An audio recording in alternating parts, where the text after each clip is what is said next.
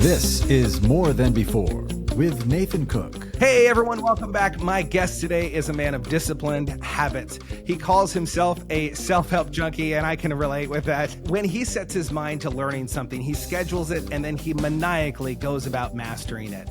From pickleball to sales, investments, speed reading, and so many other aspects of his life, he is a lifelong learner. He wants to live his life with excellence in everything that he does. He is the executive vice president of Maxwell Leadership Entrepreneurial Solutions, and he just wrote an amazing book called From Drift to Drive. Most importantly, though, my friend, Chris Robinson, welcome, brother. It is so good to have you on the podcast. Man, Nathan, so good to be here with you, man. Excited to spend some time with you and catch up and help some people grow today. Yeah, I love it. You know, I love this book so much, and we're going to get into talking about this, but one of the things I love to do is jump into past story to hear a little bit more about where people came from, who they were when they first started their journey in life, all the way from a young age, all the way to where they are today. And so I'm curious for you, Chris, what was childhood like for you? I mean, you were the oldest of two children, if I'm correct. Yep, that's correct. I'm sure you probably were always getting Ashley into trouble. Oh, yeah. Who were you as a child? Yeah, as a child, that's a great question to go back that far and to start the journey there. It was interesting. Growing up, I had one desire and one desire only, and that was to play baseball. Like, I wanted to be a baseball player. Coach Prime, who I got a chance to meet about a year ago, was like, he was the guy for me. Like, I mean, waking up every morning, with the gold chain on, dancing to his song, Must Be the Money. I wanted to be an athlete, man, and I did well, but I fell in love with the lifestyle more than I fell in love with the game, and, that led me down a wrong path. And so, throughout my teens, was always a good kid, didn't get into trouble that I got caught for. Never got caught was the problem. And then, I got into college and it started to catch up with me. And in college, I got kicked out of college 6 times in a year and a half. And I know people are pausing going, how'd you get kicked out 6 times in a year and a half? But the better question is, how'd I get back in? I had an undeveloped skill set of selling that I did not know of. And, but eventually ended up going back to school for a period of time and going down several different sales careers where I found myself inside of a sales organization where I really got my start. But, as a child, man, I think I was just a kid that just loved to have fun, that just wanted to be an athlete. Well, I love this piece about you that, like, right now you're a developed salesperson. Yeah. And in your past, I'm curious, as a child, do you recall any moments of using that undeveloped sales skill? Yeah. Because I think we look back in our past, we can see there are breadcrumbs of some of our gifts, and sales is definitely one of those things. Yeah. And I have a question about you of slinging perfume later on, but but do you recall any memories from your childhood of kind of being the kid entrepreneurial and sales? Oh, yeah. focused? Yeah, absolutely. I remember it clear as day. I was 11 years old, and I got a call from our neighbor who owned a lawn care service, and he came to my parents and said, hey, would Chris like to earn some money? And I was like, absolutely. So I remember getting up that day. I was so excited. I hate labor still to this day. I don't do anything labor-wise. I'm just no good at it. But hey, this was my shot. I was going to be able to make some money. And I go out that day, and I mean, I am cutting yards all day. And this guy's just sitting back drinking lemonade, and I have cut yards all day long. And so I knew at that time he was getting paid $15 a yard to cut. And that day I had cut 9 yards. Now, this is crazy how crystal clear this is. I'd cut 9 yards, and at the end of the day, this guy handed me a crisp $10 bill for my full day of service. And I went home. I was so mad. I was so angry. I was crying, because I had worked hard all day in the sun, and I got $10 for this entire day. And my parents, they laughed. They said, well, hey, you worked and, you got paid. That's it. And so I was upset at that time. And so what we did was my dad had a lawnmower, And then a friend of mine had a computer at the time. You know, computers were rare during that time, Yeah. but I had a friend that had one, and we printed off flyers that we had this lawn care service, and we went to every door in the neighborhood, and we put up the lawn care service for $15, and we got 10 yards that day that we were able to book, and we were cutting yards all that summer for those 10 people. And I mean, the neighbor, he was upset that we had gone out and done this, but man, that was definitely a breadcrumb of what was to come. I love that so much. Well, there's always, I find that there is a story with every hardcore entrepreneur, something similar to that, where there was something that it just didn't equate in their minds, and they said, I could do this. I could get paid the same amount of money to do this work by myself, which is really the difference of someone who is more of a worker bee and someone that wants to be the queen, Right, depending on who you are. right. You mentioned your parents, and Yeah. it seems like your mom is one of your biggest cheerleaders. Oh, Like, yeah. I love, like, she has so many great posts about you.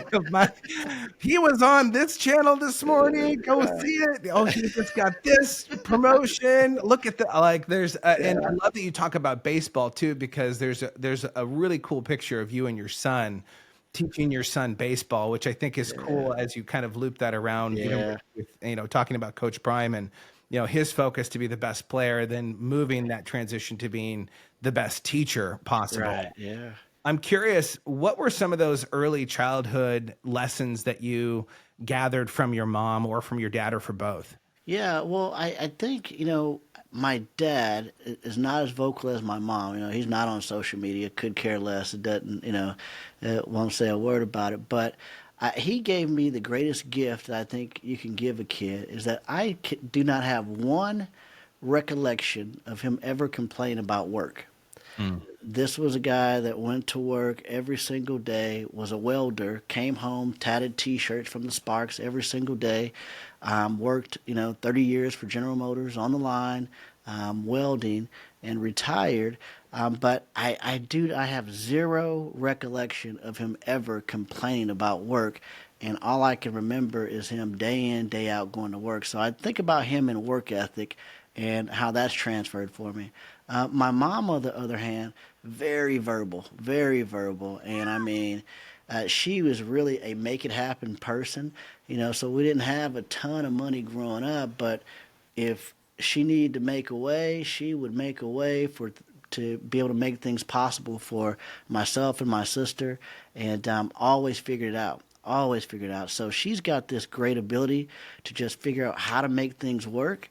And I think that I've picked that up from her, just her creativity and just getting things done. I love that. And what's interesting is, if you followed Chris for any length of time, you can see both of these principles of creativity and a determination of work. Like the work ethic that you have, even from a distance. I've seen you from a distance for a long time, from early years of what used to be called the John Maxwell team to now, which is Maxwell Leadership. You have always been someone that, I don't like the word grind, but you grind. Like, you hit the pavement, you go. And there are certain aspects of life that really teach us some really great lessons. Like, I learned a similar entrepreneur journey of my own of, I do not want to work at a dairy factory.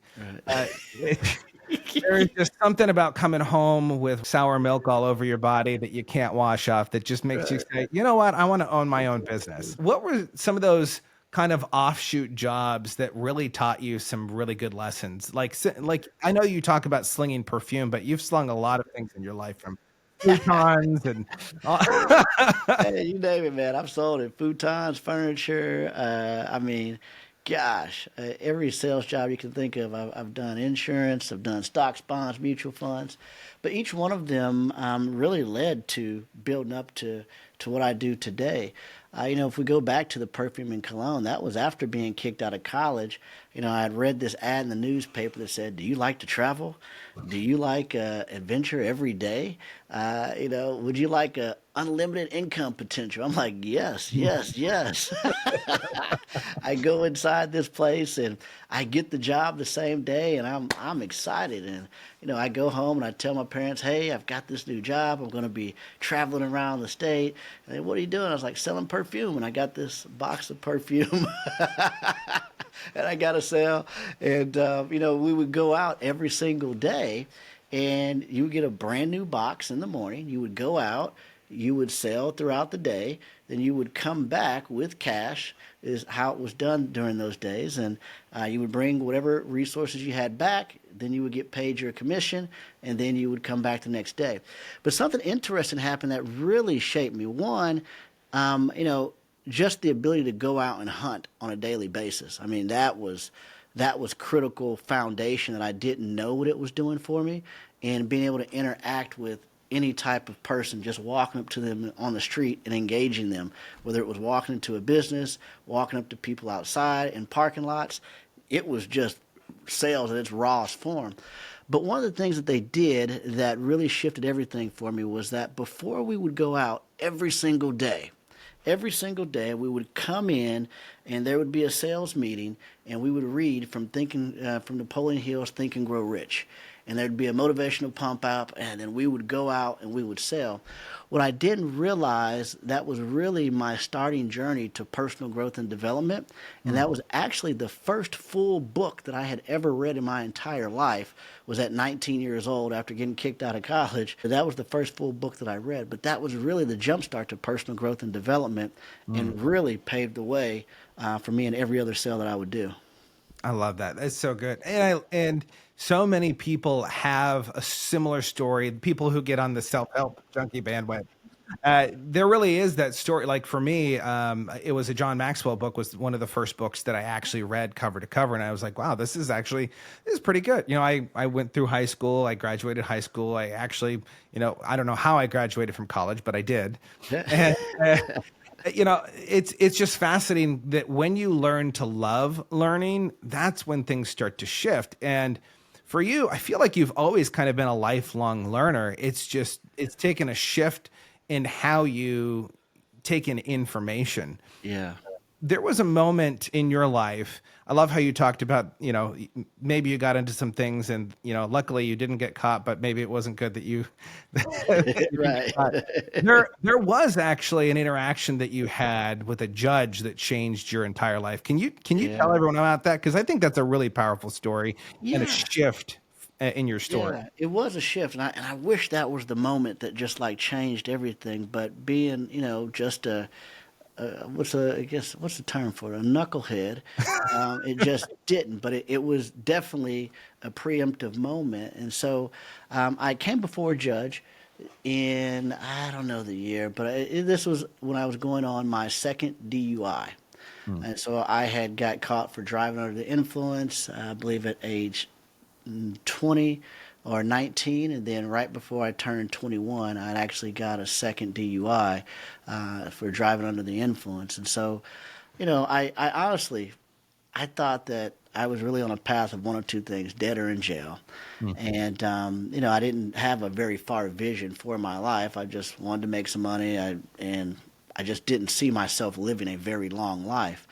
And I go before the judge, and at that time, I had been kicked out of school, but I had went back and I had got a license as a stockbroker because I got an internship at a financial planning firm. So I passed the Series 7, Series 63, 65, which are very difficult tests to pass for full-grown adults, that have been through formal education.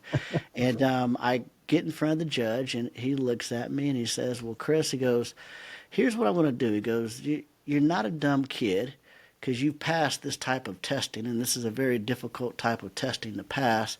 He goes, "But the path that you're on, you're either going to be dead or in jail." And at that moment, I'm thinking, well, yeah, that's what I was thinking too. Like, Good thing we're on the same wavelength. We're on the same page. We're on the same page. And he says, "But you're not a stupid kid." He goes, "So I'm going to give you everything possible to help stop you from the drinking and the driving and everything else involved except for jail.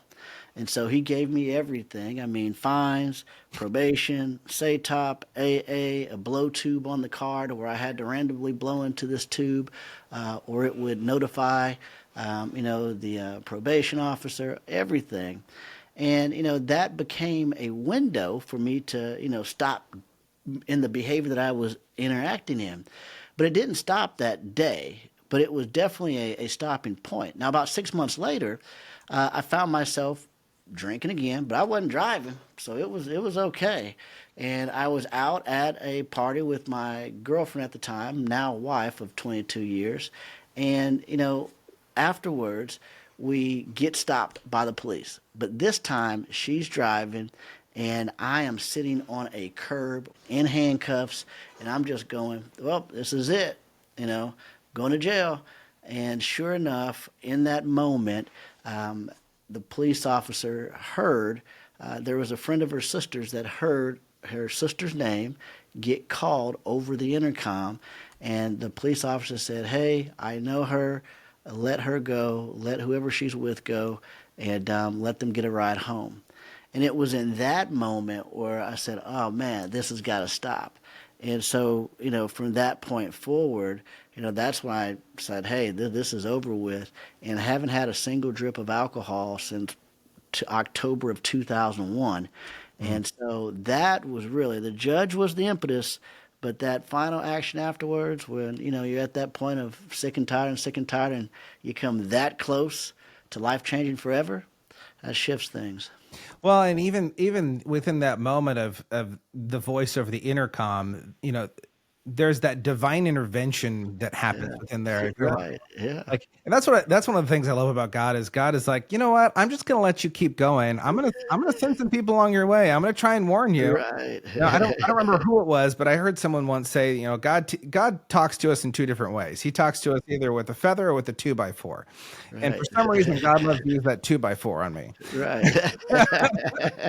But there are those moments in our life where we don't feel like we can hit rock bottom, and then there's just a little bit further that we go. And then God kind of swoops in and we go, man. And what I love about your story is there's this moment of change of decision, of working to change habit. Like almost just stopping cold turkey, which is hard to do. Now, obviously, it didn't completely take, correct. But it started to give you a window into a new type of identity that you can have, which is amazing. Now, your wife and you guys have been married. You're actually coming up on 23 years within the next week or so. It's really fascinating because, by the way, I love the book because of who you wrote it for.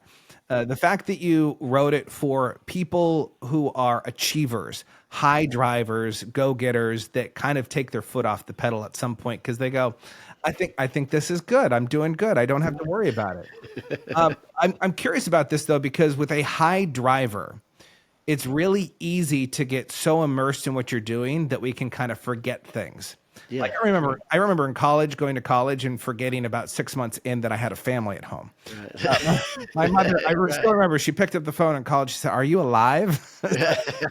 I'm still here. I promise. I'm sorry. Right. But my wife said that early on in my growth career. I go to a conference. She's like, "I haven't heard from you in 5 days. Are you alive?" Right. And it's really hard for someone who is a driver to balance home and work. Yeah. How have you gone about doing that as someone who's really passionate about growth and development and really throwing yourself fully into what you're doing while also making sure that you maintain a healthy relationship with your wife and your kids? Yeah. Well, there is no off button for the entrepreneur. I mean, there is no off button. But what we have to do is we have to turn it on in both areas. And I believe that the way that I've really been able to do it is because we made a very difficult decision up front. And that very difficult decision up front was that I'm going to build this business around the family, not the family around the business. Mm. And because of that choice, what that means is that, very early on when the kids were younger, is that, hey, look, I was only going to travel once or twice a month to go speak. So that meant that I had to build business locally. I wasn't going to chase, keynote after keynote or business after business out of state or around the world, simply for the sake of, I'm providing, you know what I mean? And so I gave up what perceived a lot of great opportunities, and still to this day, I give up some things simply because there's a baseball game, a little league baseball game, because there's a track meet, because there's, gymnastics meet. And, you're talking about tens of thousands of dollars in some cases where I'm saying no. Where would I want that? Do I need that income? Sure. But I know, and the older that the kids are getting, that window of time is so small that I can never replace that with any amount of money. And so making that hard decision up front that everything's going to be built around the family and not the business around the family, I think has been the key to making it work. That's huge. And even the investments that you've made in your kids are huge. Like, not just the fact that you named them alphabetically, all six of them, alphabetical order, which I think is, I don't, we didn't get that far with our kids. As a father, what have you learned about who you are as a dad? Because there's a transition for me of looking back at my own dad and seeing how he raised us, and then looking at how I show up in my kids. I go, I love these things that my dad has done, and I also want to add these things in. How has having kids really helped you as an entrepreneur to stay focused and motivated? Well, I mean, that's a great question. I don't know if the kids necessarily help me stay focused or motivated. Like it's my responsibility. Like I gotta take care of them. I think what it has done is made me more intentional about the wisdom that I want to impart into their life. I think who was that said that? I was with Simon T. Bailey, and there was a great quote that he said, instead of giving them things, give them, wisdom and education at the end of the day. That's the bottom line of it. And today, what I'm trying to do is teach them things that I did not get taught, from my parents that, maybe they didn't know or that they didn't have access to at a different economic level. Even to the tune of like just yesterday going in with my kids to purchase a car. I had them sit with me through the entire process, and then I had them asking questions, and I was asking them questions as I was negotiating with the salesperson, with the sales manager, with the finance manager, and then having them ask questions, and then asking, each salesperson to give them, one piece of advice, financially of what that could look like, but exposing them to that early and bringing them along and letting them see the process versus, hey, I'm going to take care of it and don't worry about it. They have to see how we went from one price all the way down to the deal, and that, hey, we walked away from one car and we got another, and in the games that they play, like I wanted them to see that. So I try to give them as much exposure to stuff that I didn't have exposure to from a business standpoint, so that they can entrench themselves in, in those areas that couldn't necessarily be taught by my parents because they weren't in those scenarios. So that's really how I see myself directing their learning and their growth. Do you see any of your kids falling in love with the entrepreneurial journey, or? Right. Because I look at a couple of my kids and I go, I think you might be a worker bee, which there's no problem with, because we need people that can put their nose down. Are there any of your kids that you would say, man, I think this one has the entrepreneurial spirit? You don't have to name them. There's one for sure. There's one for sure. David, the single, the only one that came up by himself. I came home yesterday and I was like, what'd you do today? He was like, well, I did all my baseball stuff. We went fishing. He goes, and then we were trying to make some money today. I said, well, how are you trying to make money today? He goes, well, we were trying to sell pressure washing of trash cans. So him and his buddy were out trying to make some money. So I thought, oh, that's great. None of my other kids will knock on a single door. Oh man, I love that. Yeah. There's one thing I wanna just rewind slightly about, because if you didn't catch it, it's really important. What one of the things that Chris just said when I asked him about how do his kids motivate him, he said something that's really important. I think most guys need to hear. It's his responsibility. I think there's a lot of guys and I think a lot of parents just in general that forget that your kids are your responsibility. Right, not my motivation. Not your motivation. They're your responsibility. Right. At the end of the day, I've said this a lot recently, is that our kids are on loan to us. And there's one day that you're going to stand before your creator and he's going to go, hey, I'm looking at my asset here and you kind of banged it up a little bit. Right. It's not where it's supposed to be. And I think it's Yeah. important for us to realize that as parents, we're not always going to be perfect and we're not going to do everything right, but we just need to show up and do the best that we can Yeah, right. Yeah. and be present. And I love that because it's so apparent with you and your family and how you show up. So walk me through the transition from being solo entrepreneur, Yeah. not really solo entrepreneur because you were doing a lot of sales, but what was that shift of starting to go and working with someone like John Maxwell? I mean, it can seem like as people look at your journey, it's like, oh, look, he did sales and all of a sudden he's over here, which isn't Right. true. Right. There was a No. lot of time in between that. Right. Yeah. Yeah. It was a big shift. I like to, and I joke with Mark Cole all the time, saying, I was successfully unemployed, and retired before I came here. I didn't realize how much I'd be working. I was like, hey, I was complacent, 'cause I was working, 4 days a week, playing golf 6 days a week, serving about 40 coaching clients and working, and speaking as well too. And I came on to take this role, and man, it's sun up to sundown all around the world, different time zones. And so these guys got me working again, is what I tell them.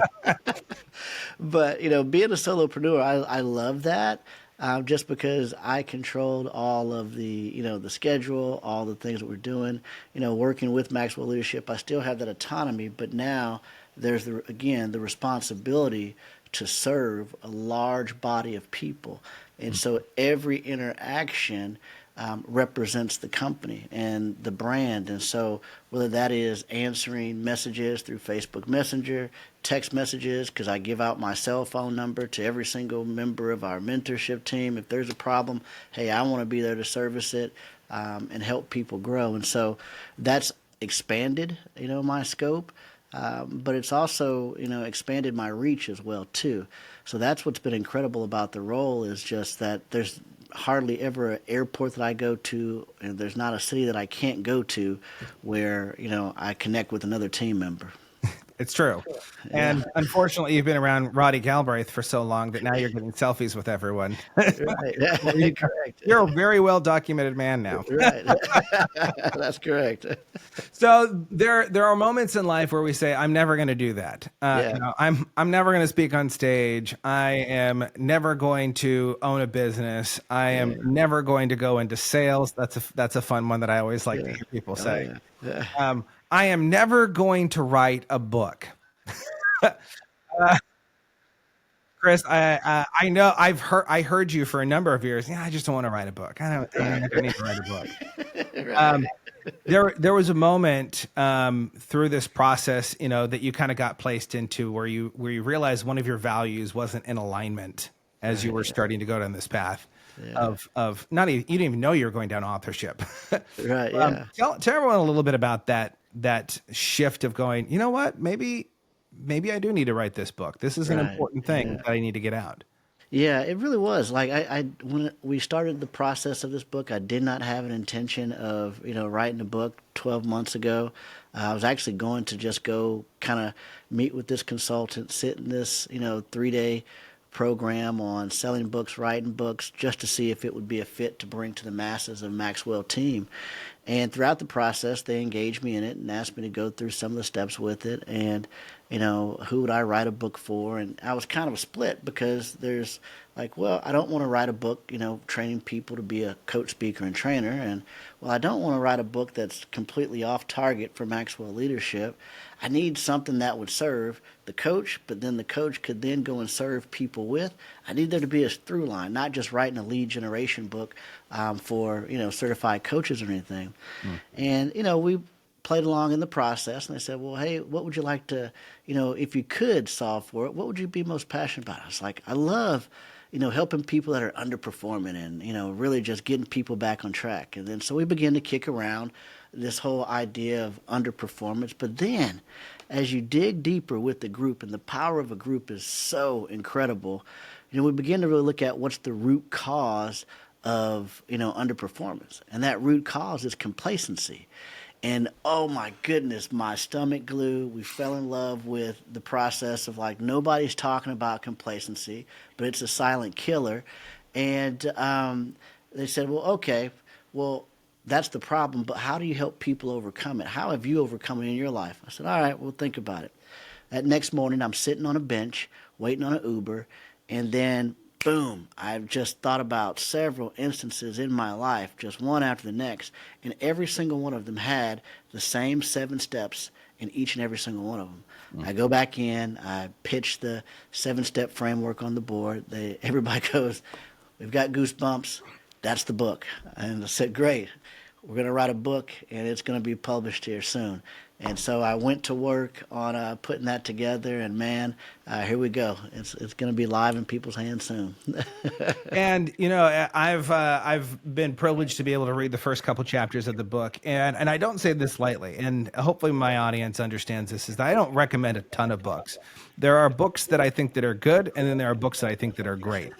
This is a great book. Wow. Even within the first chapter, I'm like, oh wow, this is really good. I like this idea. I can relate with this as an entrepreneur. And if you're not an entrepreneur, you can relate with this book too. Don't worry, you'll find yourself in it. But really, this idea of drifting and how easy it is to get off course. It's just that small little bit of complacency in your life. But what I really love about this book is chapter 2. And I'm not going to tell you guys much about it. You're going to have to go and buy the book because the book is that good.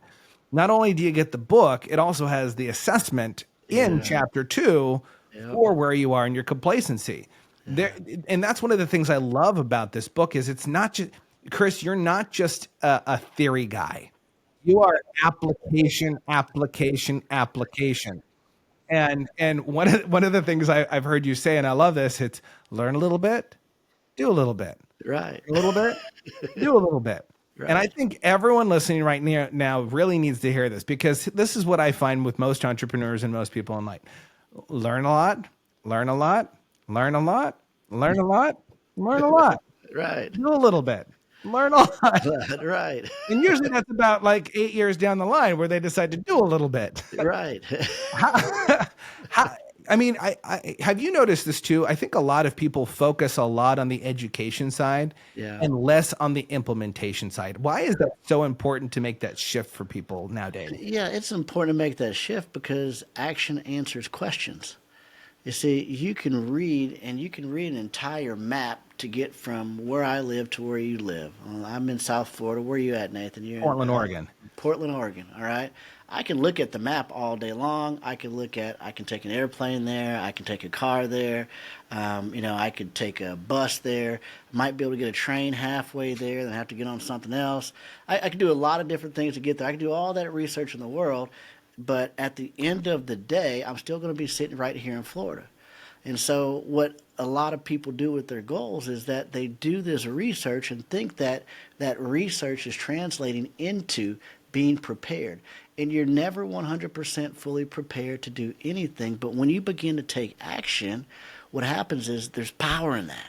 It answers questions. And as you move forward, it unveils other questions that you may not have been asking or even aware that you should be asking, because now you're taking action. So, learning a little bit and doing a little bit has really been the shortcut of the 7 steps for me. If I really had to break it down and say to people, hey, you don't have to do the 7-step process. It's 2 steps. Learn a little bit of something, then go do it, then come back and figure out what you got to do next. Yeah. There's a video that I love about Jim Carrey, and Jim Carrey talks about his father and how he always admired his father, but yet he wanted something different. He wanted to be in control of things. Can you talk about careless security? Yeah. Yeah. Careless security. That's actually the origin meaning of complacency. is careless security. The danger in that is, I think the Japanese have a better term for it. They call it sensu. Sensu is the term for what they call victory disease, and that is the lack of drive after you have a significant success. And so I think that we all fall into it, and that's why complacency is really the trap that we drift into, because again, that careless security is a place of comfort. You see, complacency, it looks like busyness, it feels like comfort, and it sounds like excuses. Now, listen to this. It looks like busyness, it feels like comfort, it sounds like excuses. Now, think about the stuff that you're saying in your life right now. Think about the things. And so as we look at this careless security, it's really a dangerous place. When we think that we got it all locked down and we're staying there and we're holding on to it, it's really in a drift, and we have to go after it again. That is so good. By the way, you need to go back and replay what he just said right there. That is everything that you need to hear right now. Just go back, listen to that over and over, and then listen to the next part, because this next part's going to be good too. I just have a feeling about it. There is this piece of excellence about you. You love excellence in everything. And I can relate with that. Whether that's people would look at us and they go, "Why do you need a pen like that? Why do you need a watch like that? Why do you need that car?" And I was reading a book recently, and it said, it doesn't matter why you want it. It's just something you want. You want it. If you want it, then go get it. You don't have to explain why you want it. No, go talk with your wife first. Go get the bath boat now, please, guys, or the new golf set. But there is something about this idea of excellence that I think is important, because your life is encapsulated around this. With that being said, there's a lot of people that are focused on perfection. And there's a difference between perfection and excellence. Yeah. You focus your life around excellence. And a lot of people, especially in the personal growth and development or even entrepreneurial space, they focus around perfection. Yeah. What is the detriment to perfection over excellence? Yeah, perfection is really, it's really underneath what we call the twins of procrastination. So there's, perfectionism causes procrastination. And there's two things underneath procrastination. It's fear and perfectionism. Okay, those are two things that will grip you into complacency, are those two things. When it comes to excellence itself, it may appear that there's excellence around, but it's only because I'm in pursuit of it. I don't let perfection stop me from pursuing excellence, and there's a difference. When I'm shooting for excellence and you eventually see it, there was many iterations before that. I think about just like doing the podcast here itself. Well, hey, look, this is maybe my maybe 17th or 18th in the last 2 weeks. So this one might be better than the very first one that I did, right? It may look excellent. But in 3 weeks from now, when I've completed 50 of them, well, then those are going to be better than this one is. And so that 50th one may look like excellence, but it was the pursuit of excellence in 1 through 50 that now that excellence shows up. So perfectionism would keep me from doing it, because I'm going, well, I want to make sure I'm saying the right things. I don't want to get it wrong. Well, I'll do one first. But the only difference between me and somebody else is 50. The only difference between me and somebody else is 1,000 books, okay, being read versus 3 books being read. That's the only difference. And so excellence comes from a pursuit of it, not from perfection. I love that. I love it so much, because so many people get stuck in perfection. I can't do anything. It has to be perfect. The presentation has to be perfect. Like the PowerPoint has to be perfect. Well, guess what? Your PowerPoint's probably not even going to work. Okay, right. When you get it. Right. Don't practice with the PowerPoint. But so many people are focused on perfection that it causes them to have the inability to move forward. Yeah, there's that old study about the professor who gives the, 2 different groups, right? One group, I want you to make as many clay pots as possible. And the other group, I want you to make 1. And who does the better job? It's those that make the most.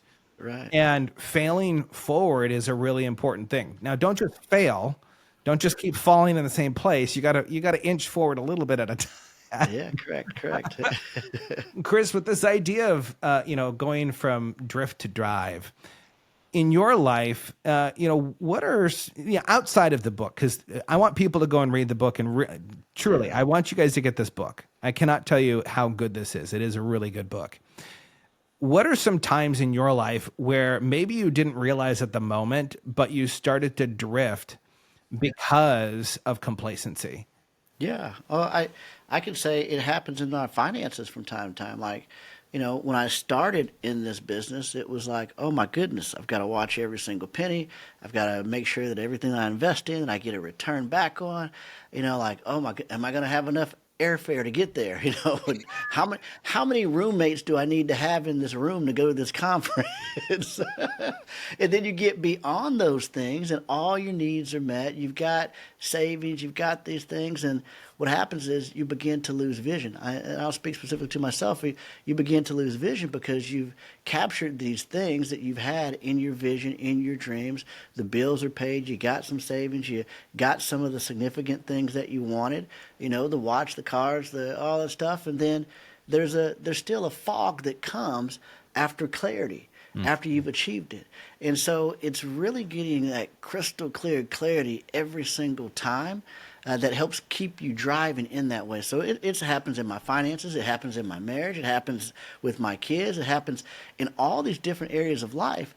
But it's just becoming aware that, hey, look, I don't really have a clear vision for this area of my life.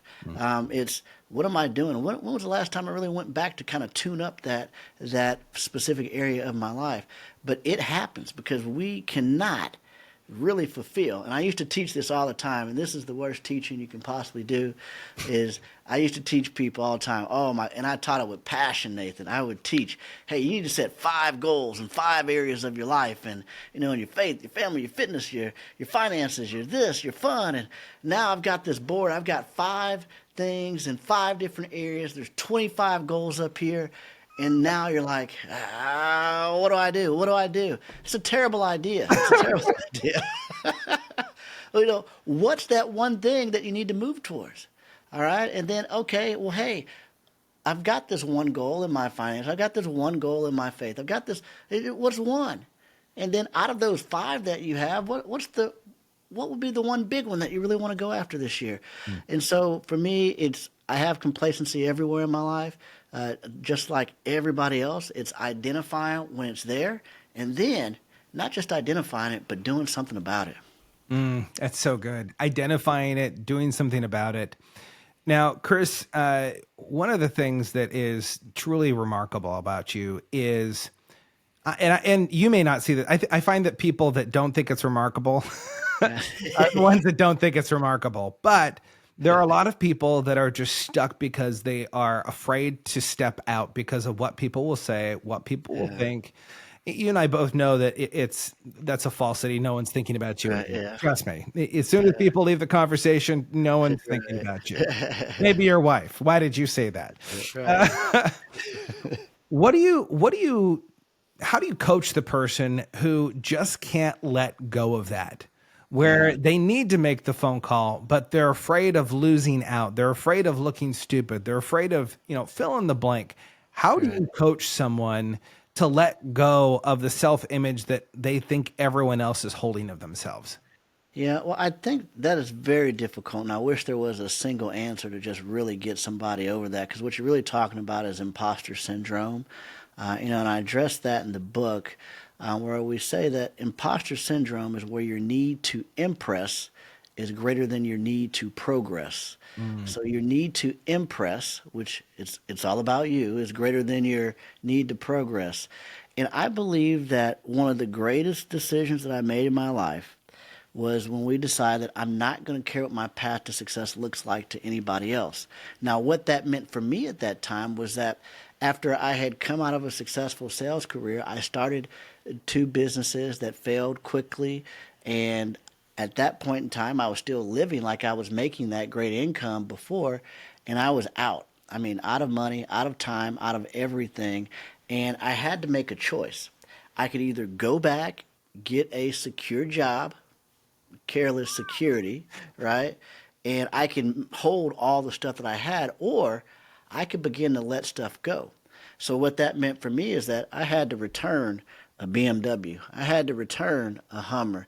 I had to let a house go to foreclosure, and I had to not care what anybody thought about that, because what many would have thought I had held on to, which could have been perceived as a pinnacle, what I realized was that stuff that I got in my 20s was just a stepping stone. And so when I made that hard decision of I'm not going to care what my path to success looks like to anybody else, and I'm just going to pursue this until I get there, that was the biggest shift for me. How to get somebody over that in a single incident or a single conversation, I don't know. But I do know that if you can, oh my goodness, there's more than before. Yeah. Yeah, I like that. Okay. Okay, we're gonna have to tag that. Where the people, oh wait, that's me. I have to go back and recut that. Now, there's something else that's been a huge shift that I love in your life, and I think a lot of entrepreneurs need to make the shift, because as an entrepreneur, most people think me, me, me, me. Yeah. I am the star. It reminds me of that old hymn. It's all about me, Jesus. It's not about you. Right? Like, we get into this mode of thinking that life is all about us. Life is about and hear me out here. You still need to show up. You still got to come with excellence. You got to develop yourself. But there is a point, a shift in life where you stop trying to become, in your words, the star, and you start developing stars. Yeah. Why is that so important to make that shift from focusing on your own goals to shifting to help other people with theirs? Yeah, that was, again, man, you're uncovering some big rock moments in my life through this one, because that shift alone, I think, shifted everything for me. Sure, Judge Pelican got me there. My wife in that situation, that got me there. I had to cut out some of those habits.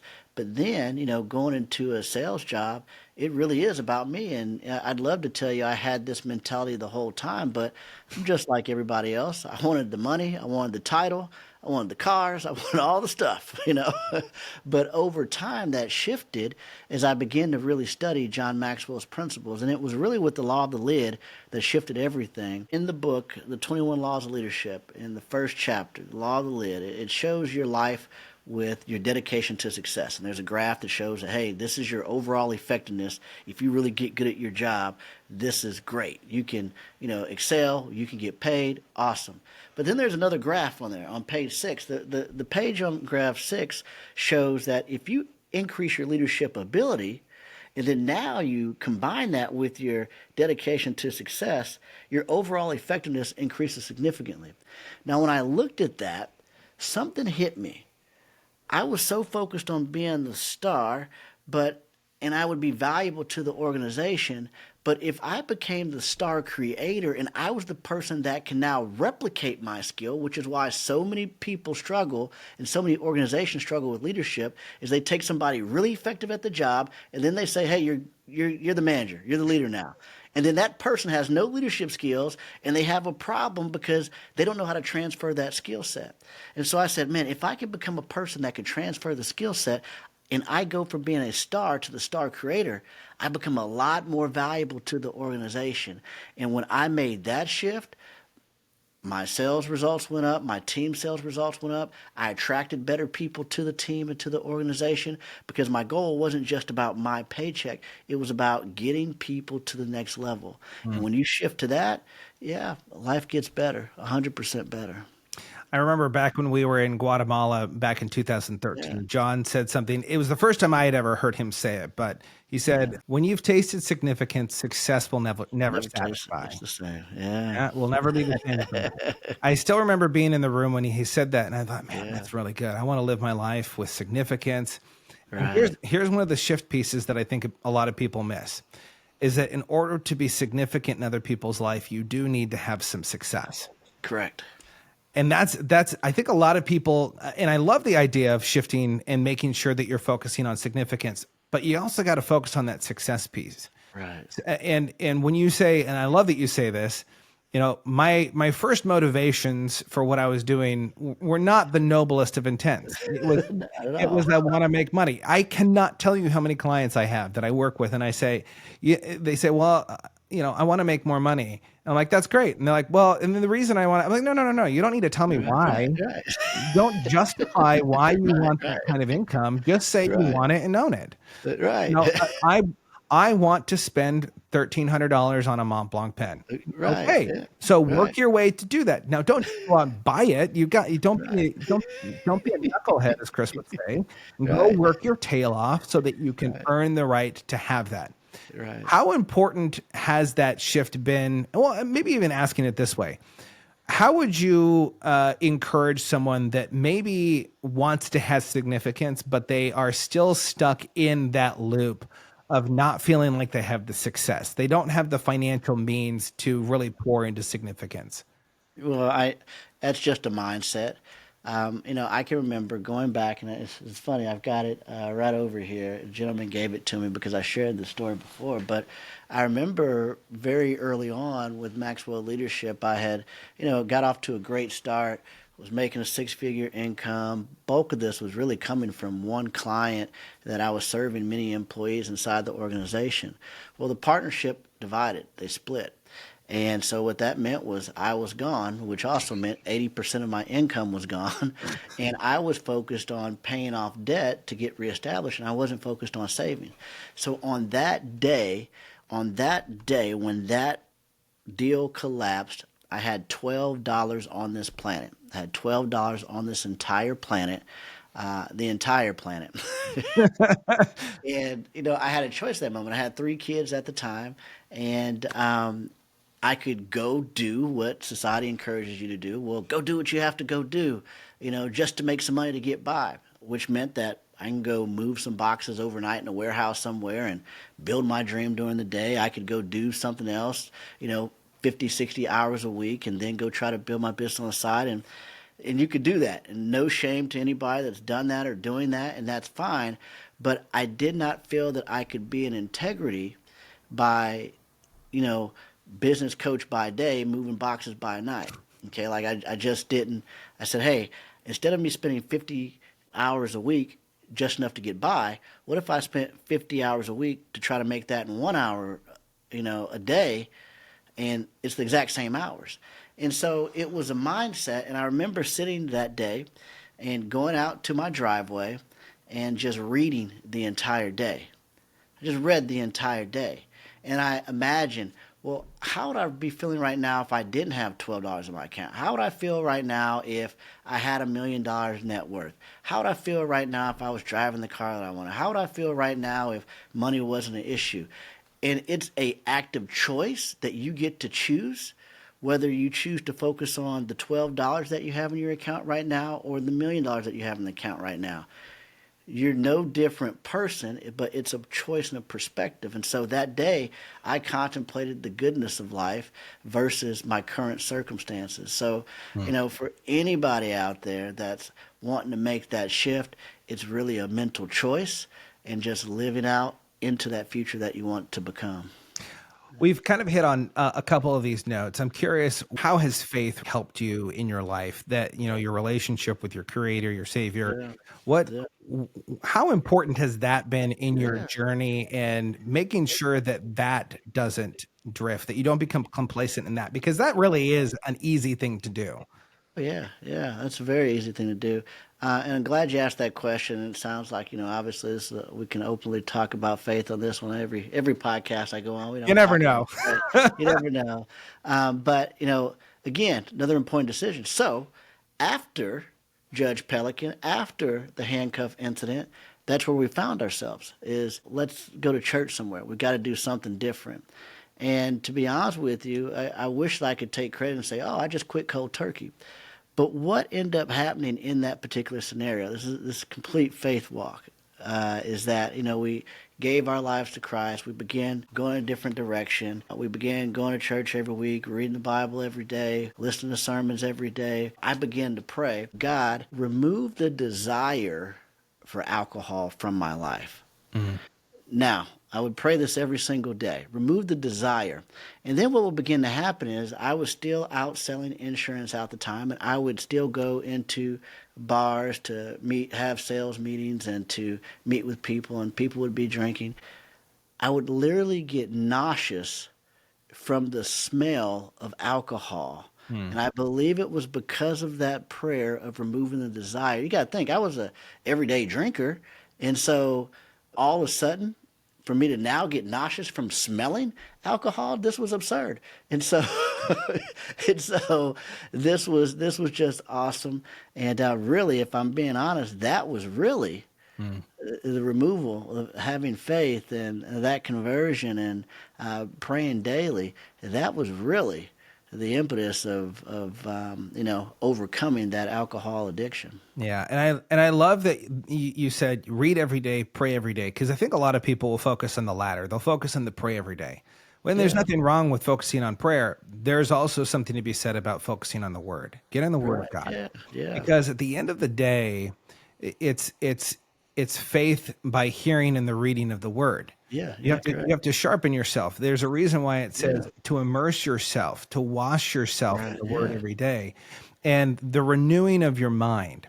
And I have found that to be really good. Like, what are the things that you're really digesting in your life? The media that you're consuming. It's really easy right now to put on a podcast, to listen to music, whatever it is. Are you taking an active role in those things in your life? Because Chris isn't just a voracious devourer of content.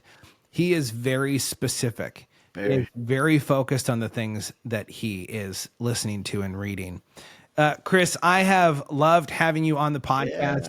Yeah. There's so much that we didn't get to dive into that, man, we might just have to have you come back and learn a little bit more from. But for those of you listening, I do want to encourage you, go and get this book, From Drift to Drive. It is an amazing book. You can pre-order it right now. It's going to be coming around the corner, so make sure you get a copy.